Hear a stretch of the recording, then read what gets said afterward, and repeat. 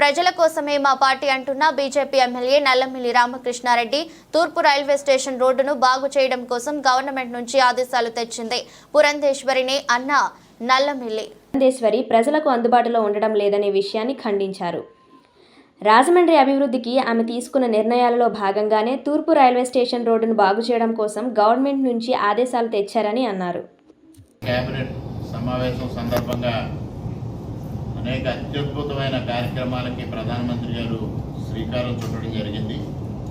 దాదాపుగా 6 పథకాలు 1,02,358 కోట్ల మేరకు ప్రజలకు లబ్ధి చేకూరే విధంగా మరి కార్యక్రమాలు తీసుకున్నారు.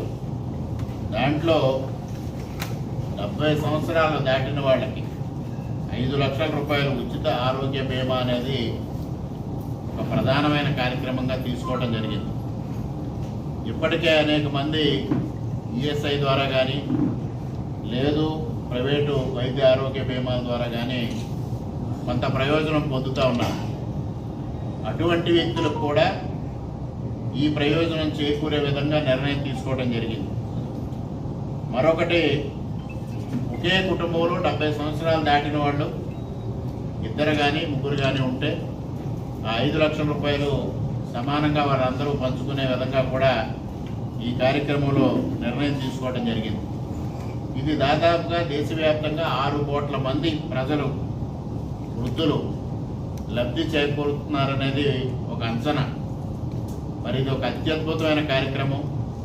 ఈ కార్యక్రమాన్ని ప్రధానమంత్రి గారు ఎప్పటి నుంచో చెప్తా ఉన్నారు. దాన్ని ఇవాళ అమల్లోకి తీసుకురావడం జరిగింది.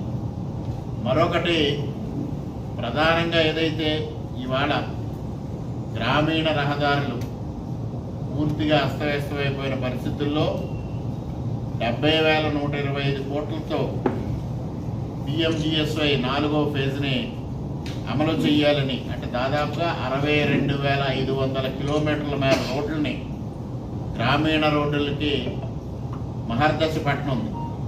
62,500 కిలోమీటర్లు, 70,125 కోట్లు, 25,000 ఆవాస ప్రాంతాలని అనుసంధానం చెయ్యాలనేది వాళ్ళ కేంద్ర ప్రభుత్వం నిర్ణయం తీసుకోవడం జరిగింది. పిఎంజిఎస్వై అనేది ఆనాడు వాజ్పేయి గారు ఉండగా ప్రవేశపెట్టడం జరిగింది. ఆనాటి నుంచి పిఎంజిఎస్వై కింద దేశంలో అనేక వేల కిలోమీటర్ల రోడ్లని అభివృద్ధి పరచడం జరిగింది.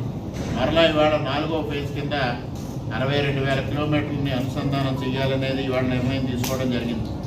దీంట్లో కేంద్ర ప్రభుత్వ వాటా 49,087 కోట్లు కాగా రాష్ట్ర ప్రభుత్వాల వాటా 21,000 కోట్లు రాష్ట్ర ప్రభుత్వాలు భరించే విధంగా ఈ కార్యక్రమానికి రూపకల్పన చేయడం జరిగింది. అదేవిధంగా ఇవాళ కాలుష్యం పెరిగిపోతూ ఉంది. థర్మల్ స్టేషన్స్ వల్ల విపరీతమైన కాలుష్యం వస్తూ ఉంది. ఇవాళ ప్రపంచ దేశాలన్నీ కలిపి కాలుష్యాన్ని తగ్గించాలి, తద్వారా ఏదైతే గ్రీన్ గ్యాసెస్ ఏవైతే ఎమిషన్స్ ఉన్నాయో ఎమిషన్స్ తగ్గించాలని చేస్తున్న ప్రయత్నాల్లో భాగంగా ఇవాళ జల విద్యుత్తును ప్రోత్సహించాలి. 25 మెగావాట్ల పైన జల విద్యుత్ ప్రాజెక్టులు ఏవైతే ఉన్నాయో అవన్నిటికీ ఇన్ఫ్రాస్ట్రక్చర్ ప్రొవైడ్ చేయాలనే ఉద్దేశంతో 12,461 కోట్లతో జల విద్యుత్ కేంద్రాలకు సంబంధించిన ఇన్ఫ్రాస్ట్రక్చర్ ప్రొవైడ్ చేయాలనేది ఇవాళ కేంద్ర ప్రభుత్వం నిర్ణయం తీసుకోవడం జరిగింది.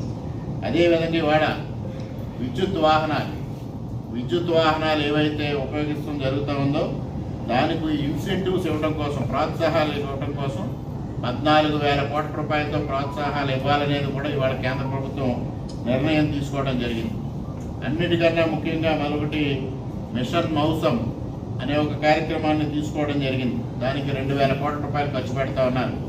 ఇప్పటికే మనం ఏదైతే ప్రకృతి వైపరీత్యాలు వస్తూ ఉన్నాయో ఆ ప్రకృతి వైపరీత్యాలకి ఫోర్కాస్ట్ చేస్తూ ఉంది జాతీయ విపత్తుల సంస్థ కానీ లేకపోతే వాతావరణ శాఖలను కానీ. దాన్ని నౌకాస్ట్ అంటే ముందస్తు అంచనాలు, ఫోర్కాస్ట్ అంటే ముందస్తు అంచనాలు. ఇప్పుడు నౌకాస్ట్ అంటే తక్షణ అంచనాలు తీసుకుని వెంటనే ప్రజలను అప్రమత్తం చేయడం కోసం, ఇందుకోసం ఆధునికమైన రాడార్ను ఉపయోగిస్తారు, శాటిలైట్ వ్యవస్థను ఉపయోగిస్తారు, మరి వేగంగా పనిచేసే కంప్యూటర్లు ఉపయోగిస్తారు. ఇప్పుడు లేటెస్ట్ ఏదైతే వచ్చిందో ఆర్టిఫిషియల్ ఇంటెలిజెన్స్